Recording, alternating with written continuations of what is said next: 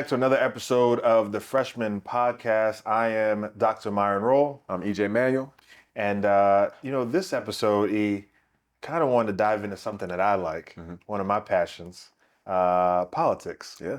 And what it means to be involved and engaged in a political process. And, it's a very, very important time of year where it's an election year, general election. Yep. And so the conversations around politics permeates everywhere. I was about to say, it's a lot being said right now. A lot being said, brother. Being said. Households, barbershops, churches, schools, workplaces, group chats, social media. So it's everywhere. When I ask you, how do you feel about the political process, just in general? Maybe even touch a little bit on voting and why that's important, or if you feel it's important. Absolutely. I think it's wise for you and I, as leaders, role models, as people who some individuals look up to, to speak on these topics, especially this one, with such a critical decision to be made for the future of America, for the future of our country. So how do you feel about it? Well, I'll answer the voting part first. I think it's our civic duty, one, to vote, but also it hits home different for me as a family because my grandma, Eleanor, and she's worked the polls for a very long time. She's in her 80s now. She still will do it if my dad will let her, right, to go out and volunteer. But also way back that's when. His mother. Yeah, that's my dad's mom. Exactly. That's my dad's mom. And so even the sit-ins back way when black people couldn't vote, she did those things. She was a part of a lot of those protests in the 60s.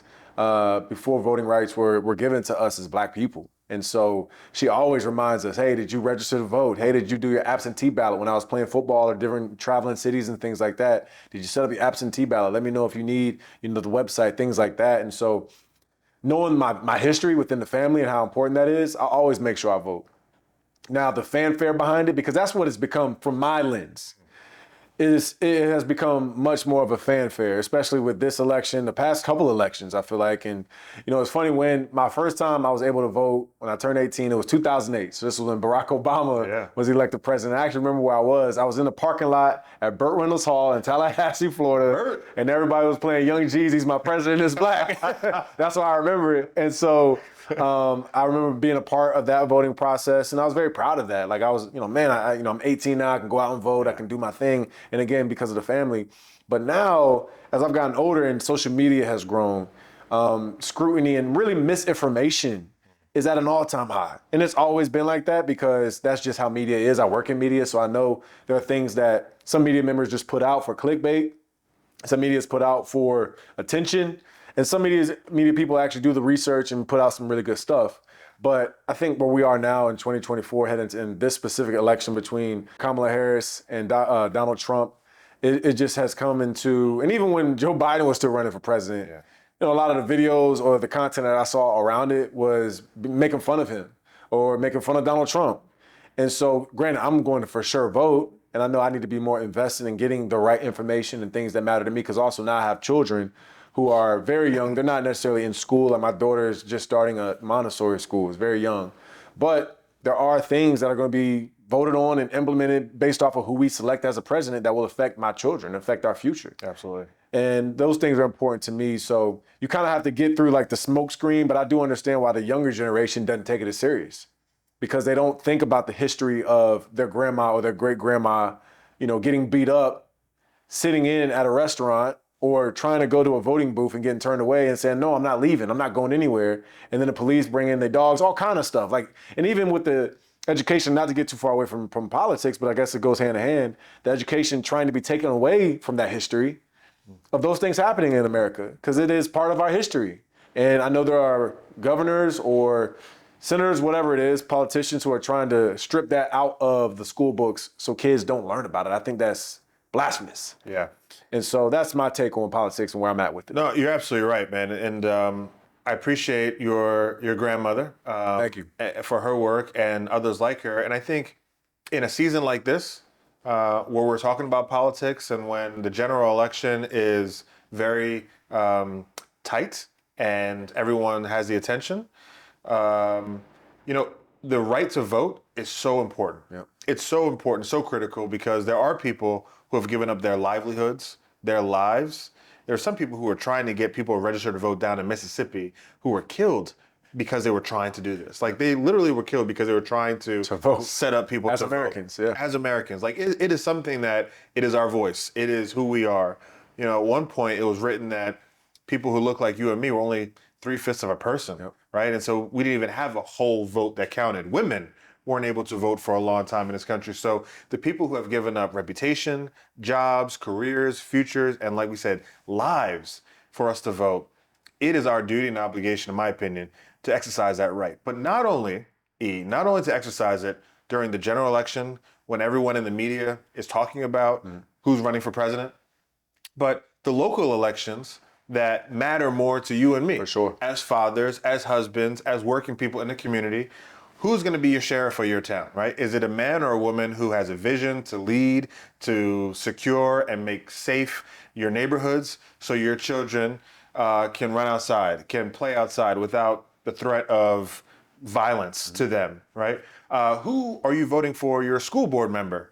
Is this man or woman going to ensure that the schools are safe, that you're being educated properly, that our kids are being trained in a way so they can go on and have the careers they want? Those local elections happen often, and they often don't get the vote from people who are just either not engaged or not connected, or maybe just are very busy with their life and don't really get to those things. But I would stress, especially for our listeners, yes, get involved in the general election because it matters who you choose for president, but it matters even more to your day-to-day life. The roads that you have, the sidewalks that are in your, around you, who's going to be the judges on the court when someone, a family member, or you maybe have to stand in front of that judge. Who do you want representing you, and who can you allow your voice to put forward in those positions? So that's why I think the election process and being informed as an electorate matters. And you mentioned something about misinformation and disinformation. That's going next. I wanted to ask you about that. It's huge, brother. It's huge because we are getting fed information like constantly at a cyber speed, right? It's like, who can be first to say something, whether it's right or wrong? Let's just get it out there and let's see what sticks. And when people take it and say, well, maybe it is what I'm seeing or what I'm reading, and then you perpetuate that or you propagate that to your community or to your social circle or to your group chat, then that person spreads it to another 8 people. Then that person spreads it to another 8 people. And then it just spreads like wildfire, something that is infactual, that has no grounds in the truth. And it really can be harmful and dangerous. And I think we as responsible humans, as the informed electorate, need to sift through some of that disinformation as best we can. Well, my question about misinformation toward you is, how do you know what media outlets or which news channel, which person to listen to that is going to give you factual news? Because I travel abroad pretty often. And when I stay in some hotels that aren't in the States, you stay somewhere in France, you stay somewhere in Germany, different countries, the news cycle is different. And there's even things that they'll talk about that I'm like, dang, they really cut to the chase, versus sometimes our stuff has a lot of fanfare and, celebrity to it that kind of intermixes with politics. Because I feel like our politicians are almost celebrities versus actual politicians. To me, that's an issue. I don't like that. I want them to be a politician. Like, you're someone who is going to create laws or put other people in a space to create a law. And that's why I say there's a fanfare behind it, which some people just vote for a name because there's a celebrity behind that. So how do you kind of sift through the misinformation and find the spaces to actually get some good facts? Well, I think you hit on it. I think accessing other objective sources are important. It may these seem kind of counterintuitive, but if you're reading Reuters or BBC talk about American politics, maybe they have a disconnected lens and look at this subject with a more clairvoyant vantage point, rather than an entrenched American-based media, a one-sided that is trying to feed a certain viewership, because. Got it. You mentioned that's good. It's like, I'm trying to consume this meat, right? And who am I going to give this meat to? Well, if the most people who are watching my news network are conservatives, then I'm going to hit conservative angles on this general election. I'm going to talk about who the Democratic candidate is. I'm going to talk about who the Republican candidate is, maybe in a better light than the Democratic candidate. And I'm going to not be as fair and balanced as possible because I know who is paying the bills for us, who is tuning in, who is the viewership. Mm-hmm. And so it becomes almost, as you mentioned, entertainment. It becomes, oh, well, what can I listen to that's going to appease my own sensibilities, going to keep me locked in, going to keep me watching, rather than keep me informed. And so it's the value of entertainment has gone up rather than the value of information and education. And that's a shame. There are some media outlets, I'm sure, that are American-based that are a little bit more objective, and it takes work to find that. Right. But if you can source a news station or a newspaper entity that is newspaper too. That is no question that is disconnected somewhat or disengaged, but rather has a very, very strong and clear look at what's happening, I think that's the best way to do it. Right. Stay away from social media. Social media is dangerous. Social media is about trends, right? It's about likes, trends, it's algorithm, virality. Yep. Like who's gonna make you have the most clicks and likes? And that is not the best source, in my opinion, for gaining information and knowledge about who to vote for and some of the issues that matter. Yeah, no doubt. I agree. Because I that's why I can only speak for myself. I won't speak for masses. Because everyone is different. Everybody probably sees politics differently, and everybody probably values it differently as well. But the reason why I back off it is because it just seems like it's kind of just a joke, truthfully. You know what I mean? And sometimes the elected official, I'm not even talking about Kamala Harris or Donald Trump, even in the local elections sometimes, you look at the commercials, and the commercials, for example, Corey Simon. For example, I was in Tallahassee, and there was another man that was also running for that seat in office. Yeah. And everything is just bashing Corey Simon. And we know Corey Simon on a personal level as Seminoles, but I'm just like, this the kind of propaganda to gain him vote? Yeah. Is that going to make me want to go to his website and read up on him? Not really. You know what I mean? Now, granted, maybe that's a little skewed because I know Corey Simon. Right. I know what kind of person he is. We like Corey. And exactly, we like Corey. Good brother. And shout out to Corey. But I just feel like that's what we have within politics sometimes, and it just rubs me the wrong way a little, and it makes me a little bit disinterested. Yeah, no, I hear you, man. I really do. I would challenge you to try to resist it as much as possible, because as someone like yourself, and we'll get into this. Matter of fact, we'll get into it right now. Yeah. Because someone as yourself who has an influence like you do, has a platform like you do, has a respect of people like you do, I think it is an obligation for you to speak on issues that you're informed about, that you know, but that can lead people to creating a better home environment, community environment, and maybe even a country for themselves and their kids in the future. I'm very curious for this answer that I'm going to ask a question to. Talk to me. Do you think it's important to try to sway someone's vote?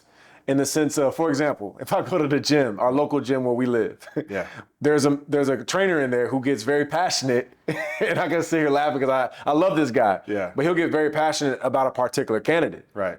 Do you think it's good for us as fellow Americans, who everyone should have their own view or own, I guess, opinion, to try to sway others to vote for that same person? Does that make sense? Like, does that question make sense? Yeah, like, that makes how sense. do you kind of see that? Or do you think it's more important to just say, hey, open yourself up to information on both versus try to send someone right or left? Absolutely. I think you should not sway people to vote unless you're running for an office, yourself, vote for me, please. Or, vote for my boy, or whatever.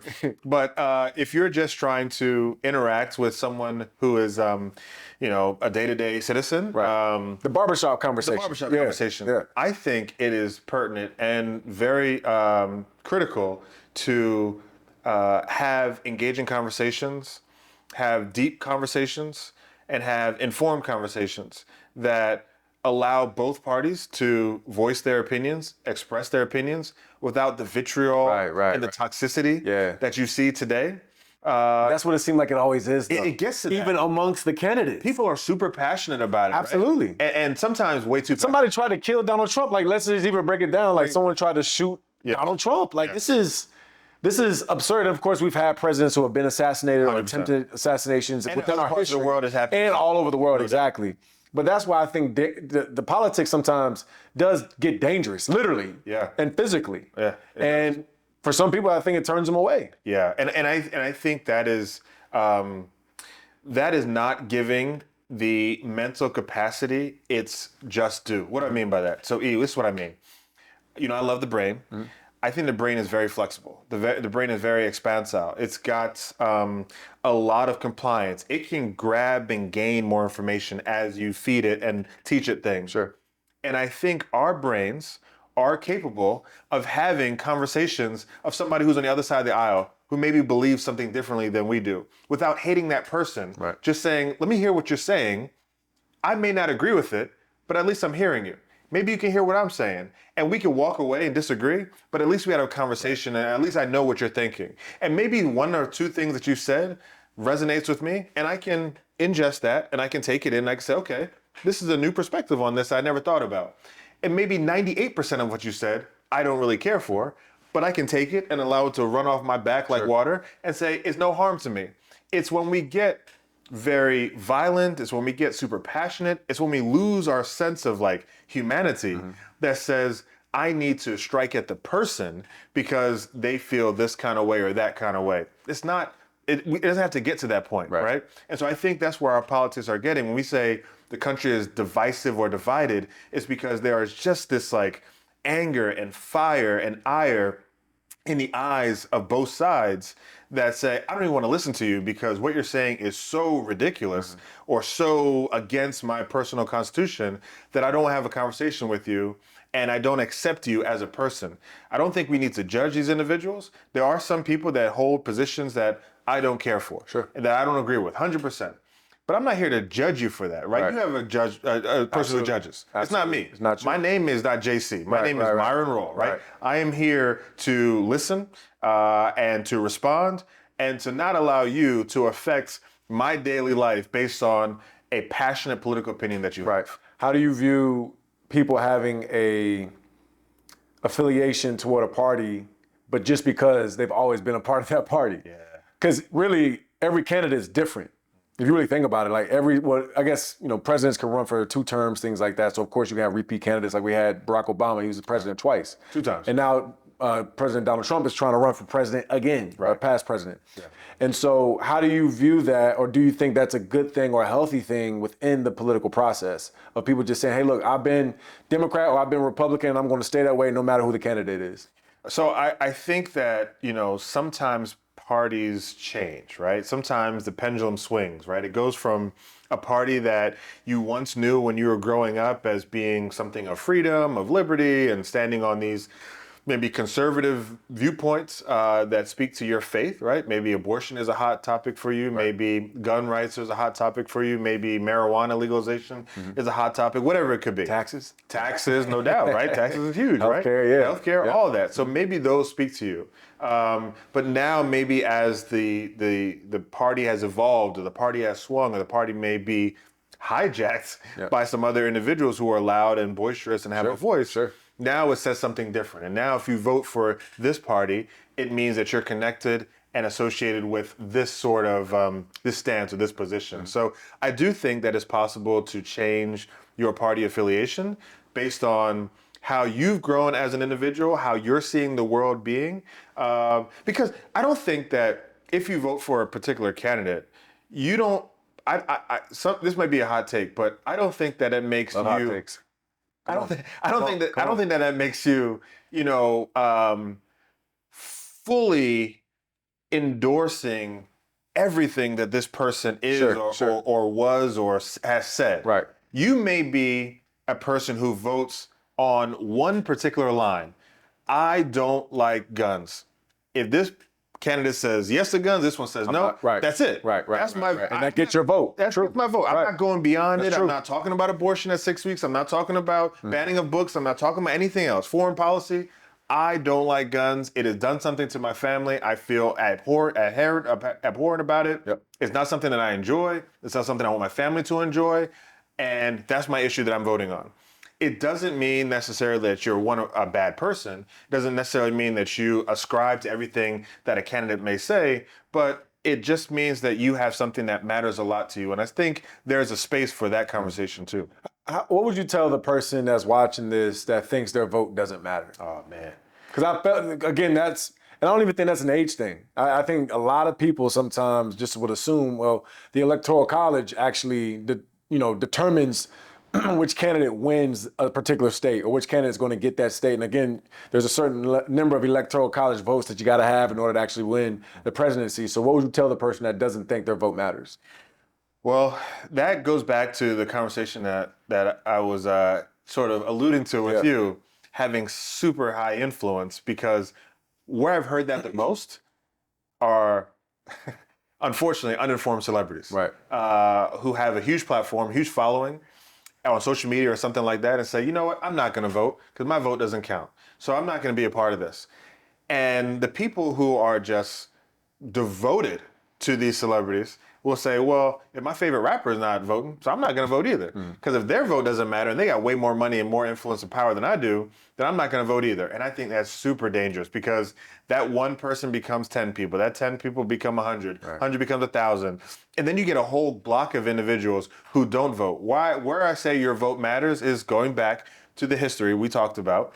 History has put the vote in our hands. We used to not have a vote. We used to be less than a vote, less than a full vote. And so it matters to exercise that. If we vote in groups, if we vote as a population that's concerned, then that moves the needle. That gets people aware, that gets people awake. And these politicians, local, state, federal, whatever the case may be, they are looking to earn that vote. Right. And so they are looking to have these conversations. And this opens up a time for you to speak to some of these politicians and officials and say, you want my vote?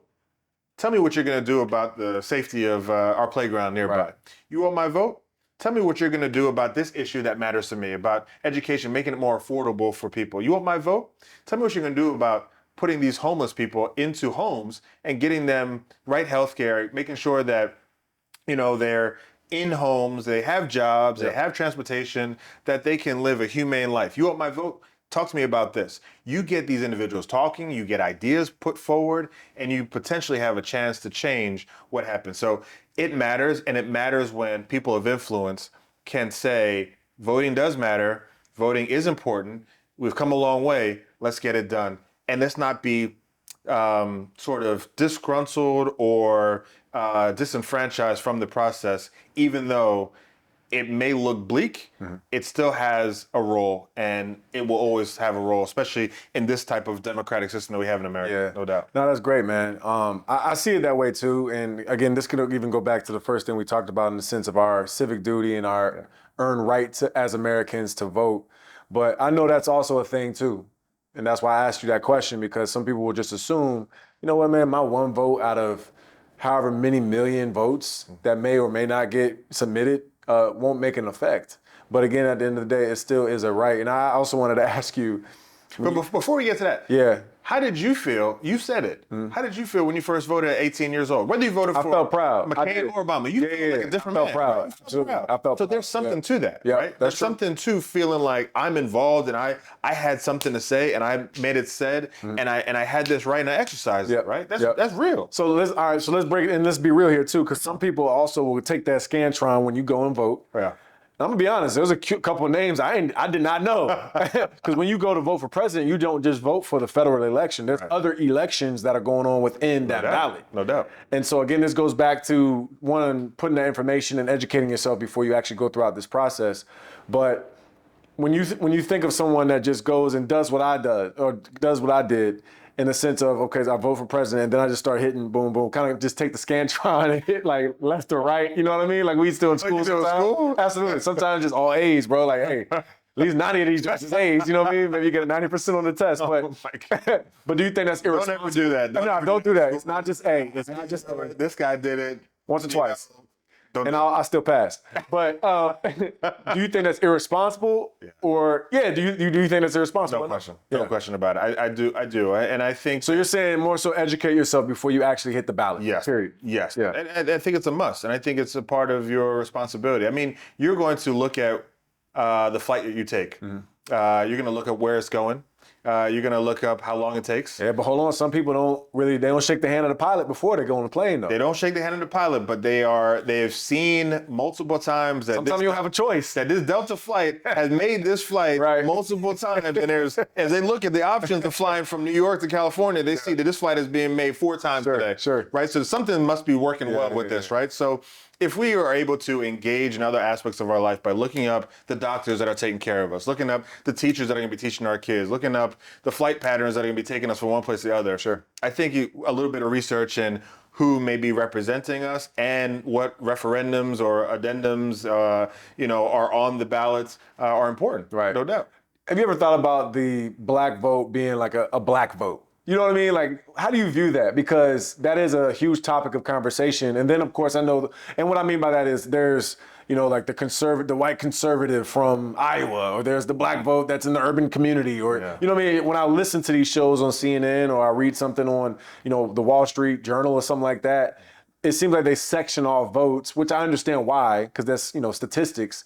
But how do you see that? Because a vote should just be a vote, or do you think there are compartmented votes based off of race or background? I do. I think there's compartmentalized votes because I think, a lot of people will vote on their constitution, on their belief system, their values, and their culture. Their culture. Yeah. And if you are hitting or connecting with a particular community that values a certain aspect of the political landscape, then your message to them may be a little different.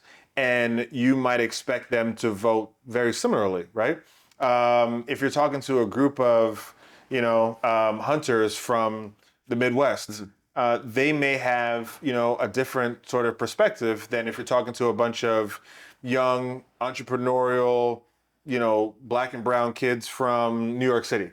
The things that matter to each one of those groups may be a bit different. So your messaging is a bit different. And you're still trying to get that vote, but you may be curtailing the way you're talking to them or presenting issues to them a bit differently. I got you. So I do think you cater it to your audience. No more question. Yeah, no I got you. Speaking of audiences, though, I wanted to talk to you about something that we have been through in our entire life. We're both football players, athletes our entire life. We've been in locker rooms our entire life. You're still a little bit more connected to the locker room experience than I am, but when politics will come up in the locker room, whether it be an election or whether it be, something political that's happened, how did you see those conversations? Yeah, man. Did you get involved in those conversations? And the ones who did communicate about their political alliance or about their political understanding, how were they taken into the locker room, and how did that sort of mesh with the idea of being a team when you got out onto the field and doing your job? There's a level of responsibility that comes with conversations around politics. I really believe that. Yeah. And one, I don't think it's smart to have any type of statements or any type of thoughts that really don't have any backing or actual facts to it, because then you're just talking. You're just saying, oh, I like this person because they wear a brown shirt, or I like this person because they wear their hair this way. And if that's how you want to vote, then fine. But I've just always been the type to not necessarily be neutral, because I have my beliefs, I have my things that I think are important and that I would vote for. But you also have to be understanding of, hey, look, is it smarter for me to get super into what I believe over the actual relationship that I have with this teammate or this friend or this coworker? Because look, I work at ESPN now. Like, we don't really talk about politics on sport channels. We just don't. It's not really, and sometimes it might come up organically, but I'm the type of person, I don't want to call from my coordinator producer about, hey, why'd you make this comment about such and such? Because that to me is not the place to do it. At the end of the day, the place to do it is at the ballot. The very end of the day. You can talk about this, you can say that. That's why I asked you about, do you think it's important, or how do you kind of view people that try to sway you one way or the other? I'm not like that. I think it's important to educate yourself. I think it's important to still vote, but I try to stay out of it, truthfully. I do, personally. You stay out of it. I try to stay out of it. Do you think it has a place in the locker room? As long as it's done responsibly. As long as it's done responsibly, because again, if we're taking it to the sport narrative, my main goal with these men, or if it's a women's sport, those women within the locker room, is to try to win a game. We're not necessarily trying to win an election. Like, we're not, you know what I mean? Like, we're here for sports, and like we're not politicians. That's not my thing. I'm not a doctor. So I'm not going to go in about, how the scrubs look. I don't wear scrubs. You know what I mean? Like, I'm not a politician because I'm not in the office. And so I don't really think it has a place for it. And I'll even go back to when I was still playing in the NFL and a former president made comments about one of our brothers in the NFL taking a knee. It was a big thing. Big thing. I remember it was a specific weekend. We were playing the Washington, at that time, the Redskins. Now they're called the Washington Commanders on a Monday night. And it actually affected our team. We actually got killed that night because during the day, the former president, Donald Trump, had made comments about, call out football players SOBs for taking knees and all those kinds of things, which was so rash because then it goes into, well, who are you talking to? You know what I mean? Like, you calling all of us that? And I felt like he was. The way he used the verbiage, I felt like he was. If you attack one of us, you attack all of us. It's a collective within that league. It's a fraternity. You know that. Yeah, no doubt. And so we had a whole conversation in the team meeting. This is why I say I don't think it belongs. Was it a players-only team meeting or the coaches? This was a players-only team meeting. Okay. Yeah, I'm glad you detailed that up. This was a player-only team meeting. At that time, it was Jack Del Rio was our head coach, and he understood it too. He was like, hey, man, this is up to you guys. Because the big conversation around it was like, we're playing Monday Night Football after former President Trump had just said what he said about football players taking a knee, and we had to try to be a collective front as a team and say, hey, are we all going to take a knee? Are we all not taking a knee? Or are some of y'all taking a knee? Right. And that's why I say it has to be done responsibly, because you still had some men who cared about politics, some men who supported certain presidents, some men who did not support a certain president. And the reason why I say it doesn't belong in a locker room, from my opinion, is it was a distraction. Yeah. Our focus was more on how are we going to handle the cameras in our eyes before the game than what Kirk Cousins is going to do on 3rd and 7. Throwing to Chris Thompson, my former teammate at Florida State. Yeah. Chris went crazy on us that night, like crazy. I mean, shout out to Chris. Shout out to CT, absolutely. Shout out to CT. He got paid off of that game. But yeah, seriously, like it was a game where we should have played better, but we were distracted. Like it just seemed like it kind of divided our team a little bit, because then you had guys that looked sideways at guys who didn't take a knee. You had guys who looked sideways at guys who did take a knee. So from that experience of my own, I was the one, and I in fact did take a knee. I did. Yeah. But it was just something that I believed in at that time.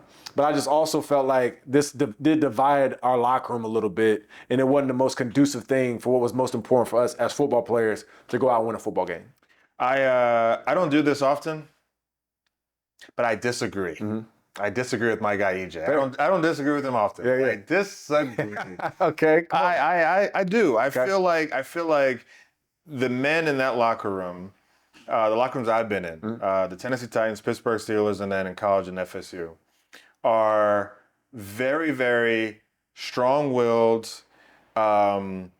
outstanding leaders, capable men, have agile brains, that have the mental capacity to not only perform on that football field, but manage difficult conversations that hit a locker room. And I think a locker room is a place where you can have real, genuine, authentic discourse about topics that matter, and the topics that you, as you learn more about it, can then go and champion. Sure. And you championing that topic, that issue, whether it be education, whether it be safety, whether it be healthcare, equitable access to healthcare, whether it be gun violence, whatever it may be, legalizing drugs, or prescription drugs, reducing the cost in that, affordable housing, whatever the case may be.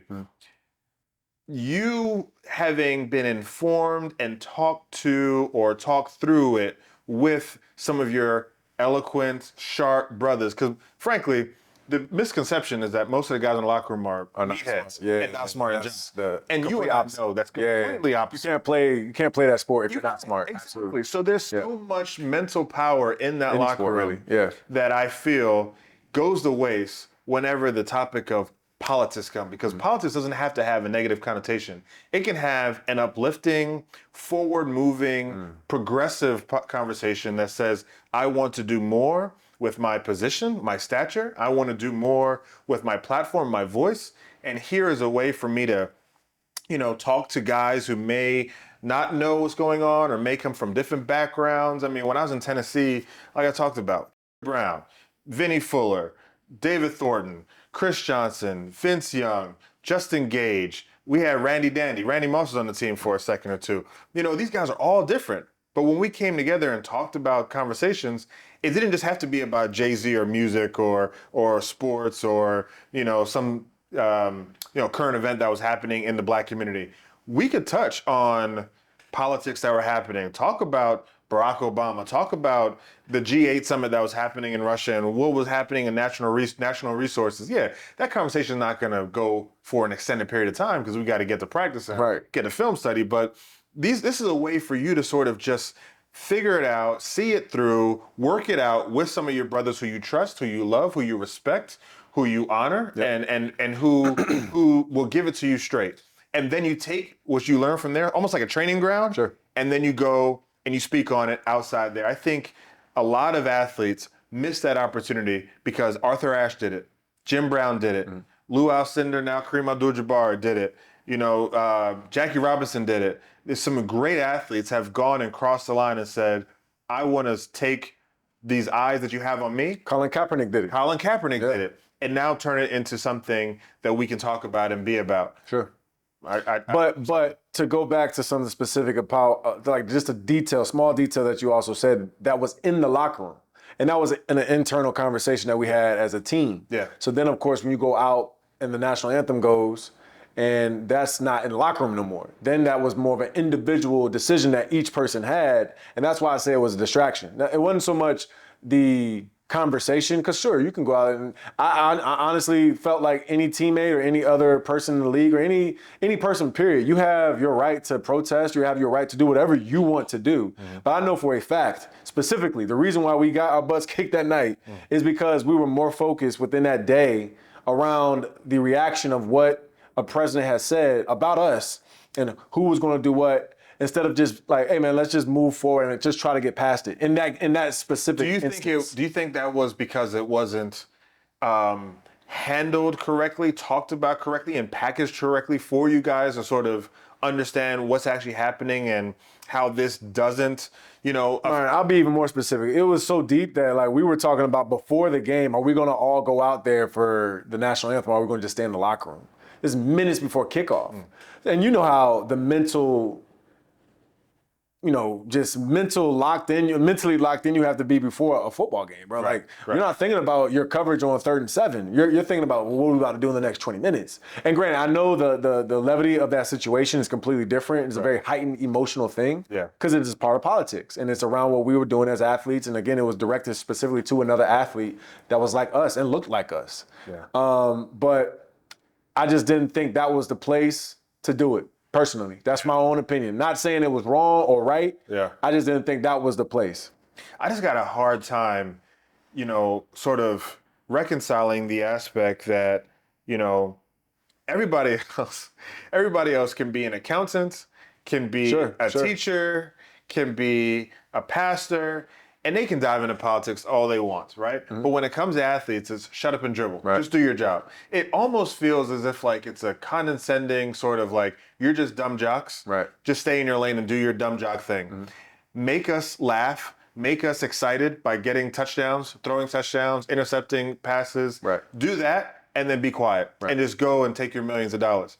I just have a hard time. Yeah, I disagree with that. Feeling that. Sure. You know what I'm saying? Yeah. And not. And having other professions be able to change lanes and be multidimensional and talk about family life, their faith, and maybe politics if they want to, and having athletes just boxed into this one concept of you can't do it. That's a deep, deep topic because now you're getting into the realm of you represent something bigger than yourself too.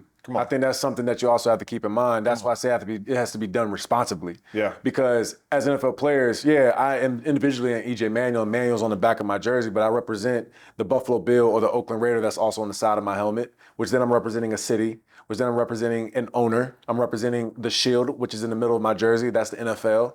That's Roger Goodell. That's all of the 32 owners of the NFL. So that's where I say it can be awkward because now, similar to what Colin Kaepernick did, I mean, it ended his career. It truthfully did. It did. It ended his career. Colin really could still be playing now if he's still healthy and still wanted to play. Yeah. He has enough talent to play. He's better than most of the guys that are still in the league.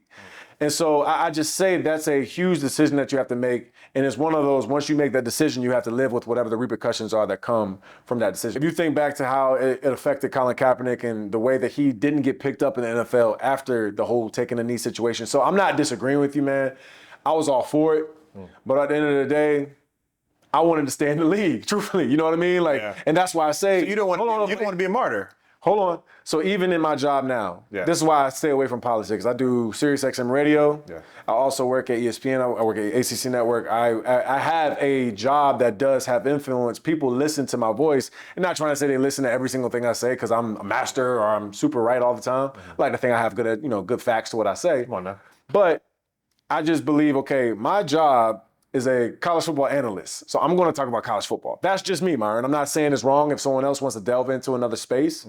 Again, this is our podcast. We can talk about what we want to talk about. So we're having a conversation about politics, but I don't think I would talk about this on air with a conversation being around football. If we're at a game somewhere and our focus is let's be analytical on the Florida State Boston College game that's in week 1.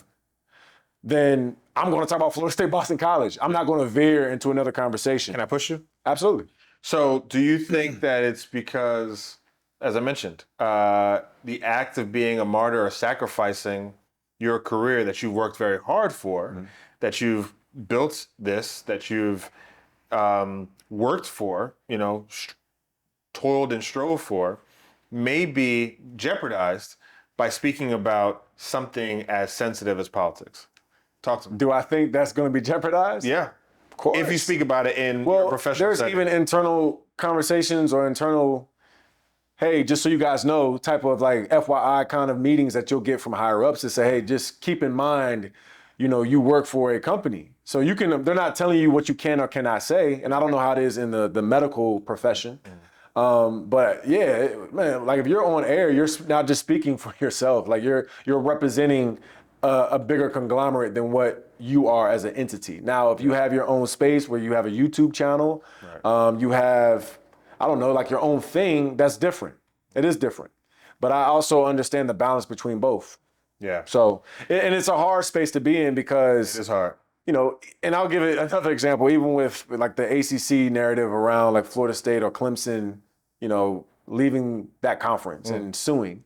It's very awkward because I played at Florida State, but I work at the ACC network. Right. And so it's like, well, not that I necessarily have to have a complete allegiance to the network, but I am very, indebted to the ACC because it created a job for me after I finished playing. I was an ACC champion. I was an all-conference player while I was playing at Florida State. I enjoyed my time in the ACC. I had great relationships with commissioners, and I still do. Jim Phillips, I feel like I could call him and ask him for a favor and vice versa. We're friends.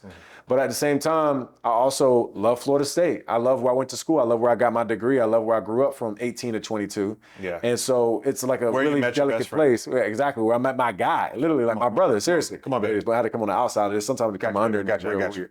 We made it work. Yeah. But it's true. Like it is a huge part of my life. It changed. It's instructed on who I am. Yeah. And so I don't try to mix the two. That's just me. Yeah. I don't try to mix the two. Ideally. Think about it like this. I'll challenge you with this. I'll push back with this. For example, if you're in the room with a family, granted, this is kind of a wild, I guess, scenario here, but like you would never walk in there talking about, hey, did y'all see that debate last night? Like, I don't think you would, correct? Because again, the focus is that patient's brain, right? Like it's not about like the politics behind it. I guess what I'm trying to see is like, where's the silver lining between conversations within your professional field if you're not a politician, but you do something else that's not politics? What you didn't know, is that my scrub cap says "Make America Great Again." Interesting. It does not. I was about to say. I was like, wait, what's a scrub cap? Then I thought about it, like, wait, that's yours. Okay. You went there though. Okay, cool. Okay, you went absolutely does not. You went there. Okay. But no, I. That's why Latoya kept asking what this conversation is going to be. Straight up. Like, what are you doing? Right. No, but on the real, man, I honestly feel like an ideal situation, brother, we wouldn't have to sort of be, as a Bahamian word, touch us, or as we would say in America, tiptoe around this conversation. Yeah.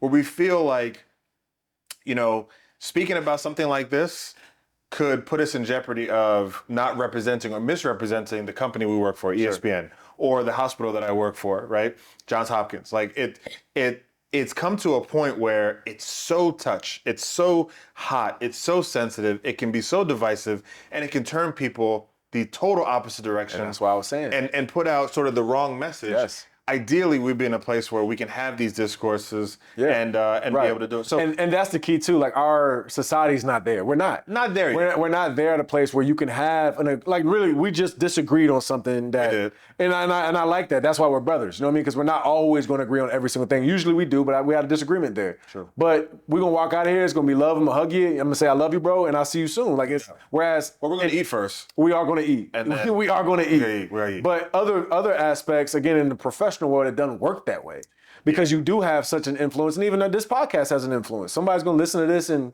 not to say we're swaying one way or another, but again, within that conversation, I think it just brings something to light that our society, we're just not there yet. I don't think we are. To where you can have that open conversation and still be able to come back from it. Like, hey, we good though, right? Like everything good, but like, nah, we're not good. We're not good. That's where our society is. No doubt.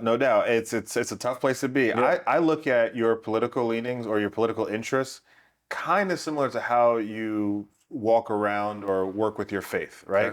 Because faith can be divisive too, right? True. I mean, someone who's, especially someone even within go ahead. Especially someone who's who may be Jewish right now, right? And you got this Jewish, and you have this sort of Islamic issue happening in Palestine and Israel, and that can be sort of divisive, right? So the way that I carry my faith, and it's interesting how there's like politics and religion kind of intertwined. Very much so, 100%. Yeah. The way I carry my faith and the way I try to live my life as a Christian man is by what I do, my actions. And if you ask me a question on how I feel about my faith or my children or a certain stance, or if you ask me something politically, I'm going to give you my answer, not to persuade you, but to let you know these are the values that I have, and this is completely mine, right? And I'm not aspersing this sort of thought process on you. I don't want you to just think like me. I'm not here to make duplicates and copies of myself.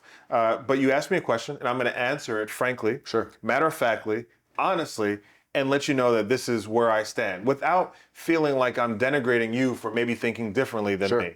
And so if I can walk with that and also walk with people seeing me and saying, you know what, just by his actions and just the way he treats his patients or treats his colleagues, the way he talks to people, the things that matter to him, the events that he does, the community work that he does, I can tell that he really cares about education, about healthcare, about mental health. I can see that he really cares about people, disenfranchised, underserved people. That's probably where his politics lie. That's where his policies lie, by his actions, by what he's doing, rather than standing on a stump, beating my chest, or tweeting a bunch and saying, oh, I hate this about this candidate. Oh, I love this about this candidate. Like, let it work through the actions and the work. And maybe, that's a better place, a compromise for us to be, because we live in a society, like you said, that can't really take it right now. And that's a very mature way of looking at it too. And it's also you're taking the emotion out of it as well. A lot of times people get into these issues because they get emotional behind it. Because it's a belief. The same way if somebody's faith is being disrespected, if somebody's being disrespectful towards something that they believe in, it doesn't even have to just be a faith. Like faith doesn't necessarily have to just be religion. It can be like, hey, I believe in the fact that, I don't know, I should be home by 8. And then if somebody's like, nah, man, you should go home at 9. I'm like, nah, man, I'm supposed to be home at 8. Like that's something I believe in. That's what a belief for me. And so I don't know if that's why I say it always goes back to just the emotion and not being emotional behind those conversations, because otherwise you end up being in a big circle and you actually never get something done. Can I ask you a hypothetical? Of course. All right. You ready? I'm ready. All right. Not gonna rattle me, dog. We good. Come on. You ready? I'm good. All right, baby. All right. So let's say Wilhelmina, your current wife. Yep. Shout out to V. What's up, babe? Your only wife. Current as in like, Thanks. Yeah. I think so, right? So let's say y'all met. Y'all met, at Aventura Mall. Okay. All right. And you're vibing with her. You like her. So I pulled up on her. Okay, cool. Pulled up on her. Yeah. Right. What was she wearing? I'm playing. I'm joking. I'm joking. You use one of the pickup lines that I taught you. Okay, cool. And it works. but no, you like her. You like what she looks like physically. Yep. You think she's attractive. You like her style. You like her experiences that she's shared with you. You like her conversation that you're able to have. You like her energy. You feel it's positive, it's uplifting. All these things sort of move in the right direction. Then you get to her political stance, right? And let's say you are a raging Democrat. You vote Democrat, you voted Democrat your whole life. That's where you are, that's where you feel strong about that, boom. She comes to you and says, well, I'm a Republican, right? I believe in these certain principles, these socially conservative and fiscally conservative principles that a lot of the GOP and Republicans espouse. Could you still move forward with a relationship with her, even though her political ideology is as far as the east away from the west as yours? Hypothetically, This is all hypothetically. All hypothetically. I could, yeah. Because I would still allow myself, especially if I liked her. Again, this is my wife we're talking about now. We're talking about from like the origin of meeting and all that kind of stuff. Yeah. If I would really like someone and felt like, man, I would still want to get to know them. I'm not going to off rip. Again, I just met this person and we're vibing, we're having a good time. Let's say like the first hour of meeting this person, we're grabbing ice cream and all this. Again, hypothetical situation. Yeah. I'm not going to let it stop me. I'm not going to let it deter me. I'm still going to see what's good. I'm going to see, hey, maybe, not to say like we might disagree on that, but that's just how I am. For example, like I was raised Christian and my wife is Catholic. And when we became together, it wasn't something that pushed me away from her because maybe her, rearing in her religion was something different than what I was exposed to when I was young. And so I still believe in what I believe in. I know my wife believes in what she believes in, and we both, of course, love God and those types of things. But it wasn't something that made me shy away from her because of just a different culture or a different way that she was raised. That's just me. Yeah. So politics can be different, but my answer would be it wouldn't push me away. It wouldn't push you away. So let's say this hypothetical situation, y'all have now come together and want to start a family. Right. Raising children. Yeah. Where do they fall? Do they lean more towards daddy's left-leaning liberal views, or do they look at mom and say, mom's right, I like the Republican conservative side of things? Great question. This is where I think the emotional intelligence. That's why you're a doctor, bro. It makes sense, man. It all makes sense. Golly, it makes sense. Let's go, baby. So good. But again, it goes back to emotional intelligence. It goes back to respect. It goes back to the responsibility. It goes back to being open. Yeah. And that's really but see, this is the societal question that we should be really having, not just like, I know this is a great hypothetical question between me and my wife, but also this is where our country needs to be too, I think. It's like you have to be open to listen to what the other person believes in. Yeah. What's the point of us all being together if I'm just all of a sudden going to shun and walk away and turn my back from you, not take the chance to actually get to know you and understand, well, why do you believe these things? Why are these things that are important to you? Maybe I don't agree with them, but I'm at a spot where in my life where I don't push people away. And I think also what's helped me specifically, again, with this hypothetical answer that I'm giving, is I've been very open and exposed to other cultures.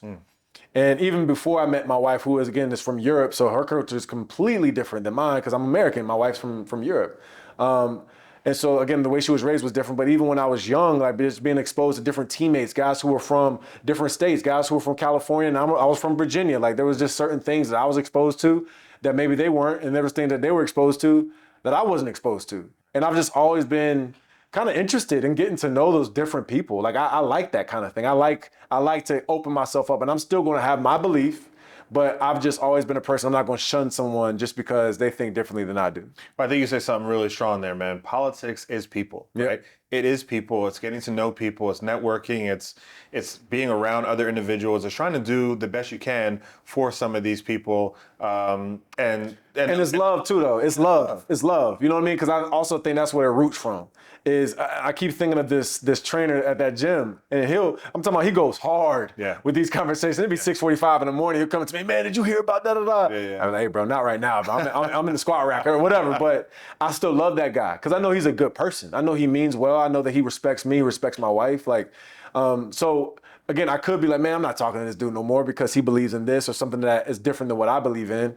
But I just feel like part of the reason why I'm open to that is because I truthfully try to love everyone. And as long as there's a level of respect and maturity and just, again, that emotional intelligence, you can have those conversations. Yeah. But when that's not a part of it, I don't want to be a part of it either. Yeah, definitely. And, the political decisions that are made by the people that we choose to be our leaders, that we elect to be our leaders, they're significant, you know, and they hold weight now and into the future. And as fathers, we look to make sure that we are providing an environment, a community, a state, a country, whatever the case may be, for our children who are growing up, so they have opportunities. You have a girl, I have girls, right? So that their gender doesn't preclude them from opportunities, doesn't preclude them from being great like anybody else. That their opportunities to love the person they want to love, to move through spaces as they would like to move through spaces, to attain jobs, degrees, is viable for them, right? And you want a system that favors the hard work, the discipline, the dedication, the kind of principles that we're going to instill in them as parents. And you want the environment to sort of be conditioned and favor that. And the votes, the advocacy, the policy that we are able to do now, or just the platforms that we speak on to encourage this change or this move to a more perfect union, to a more peaceful place, to a place that is more inclusive of people who let's be frank, once you and I were not able to be sitting here in a place like this, educated like we are, make the money that we make, have the families that we want, drive the cars we want, stay in the place we want, eat at the restaurants we want. Now it's changed. And it changed on the backs of people who were saying, this is not right. That stood up. And so for our generation, hey, some things are not right. What can we do so that our kids look back and say, you know what? My daddy, E.J. Manuel, my mummy, Wilhelmina Manuel, she and he did something for my generation now, for what I'm doing. My kids can say, my mommy, Latoya Roll, my daddy, Myron Roll, they did something to change what we're facing right now. They made it better for me. And they will take that baton and keep moving forward for their kids and their kids and their kids. And that's how we continue to push. That's great, man. That's great. I love that. I love that. All right, let's wrap this up, man. What's your fresh takeaway from this episode? Man, my fresh take from this episode is probably be similar to your fresh take, man. We need to be flexible in our minds. We need to be flexible in our minds to hear other conversations, to be open to other conversations, to not allow those conversations to make us judge the other person, to make us think that they're a bad person, or to influence us to think how they think, but allow us to hear it, feel it, see it, process it, synthesize it, and then do what we want with it. Store it like we want to take it and use it to our benefit, our advantage, or say, that was good, it was great to hear that, but it's not really my vibe. That doesn't no love lost. Yeah, no love lost. That doesn't sit well with my moral constitution. So flexibility in mind, agility in mind, being able to expand and have that sort of expansile sort of flexibility and stretch of our mind is so important, especially in political discourse. It allows for civility. It allows for maturity, and at the end of the day, allows for respect. I think if we have that, we'll have a better situation, a better environment, and away from the violence and the vitriol and sort of the anger and rage that we see in this political season and the other ones that we've seen. No question. What's your fresh take? Well, the violence just completely takes away the whole conversation, because you can't have a conversation when it is violent. Like, violence in itself is a conversation. It's a way of action. It's a way of trying to show, hey, I disagree with this, but it's not, I don't think, a conducive way to actually get something done. My first takeaway is just the reminder of our civic duty, as Americans, to get out and vote, man. And I think I'm 34, I think you're what, 37. Like, we're still young guys, but there's a younger generation. Again, I voted, 4 elections ago. And I think it's still important for us to grow up with that thought of, man, educate ourselves, be, again, like you said, open-minded, but just go vote. At the very end of the day, like, of course, do the due diligence before you go out there and be responsible with that vote, because it does matter. But don't get into that thought of, hey, just because, and again, this is a reminder for myself, that my takeaway is, if it is fanfare, if it is a social media race, if it is, a matter of, bringing in celebrities to come in and talk and try to get certain people who might like that celeb, so I'm going to all of a sudden like this. Like, I don't like that fanfare, but I still know it's important to get out and vote. It's important to show that example to my children at home.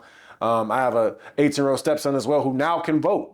And I'm sure I'd be curious to go home and ask him, like, hey, man, what's your thoughts? Have you registered to vote and those types of things? To also teach that to him. And hopefully he does that with his kids once he has a family. So it was great, man. It was a great conversation. Yeah, sure. And, no love lost, of course. Yeah, I know. I'm glad we disagreed on something, man. I like that. I still love you, though. Yeah, I love you always as well. Wrong, but I still love you. It's all good, man. Hey, well, that does it for us here on this last episode again on the Freshman Podcast. Thank you for joining us. Feel free to chime in on the comments. We might have a little bit of chatter on this one. I think this one might hit maybe some nerves, but hopefully it's some good stuff, man. And nonetheless, we out. See you guys next time.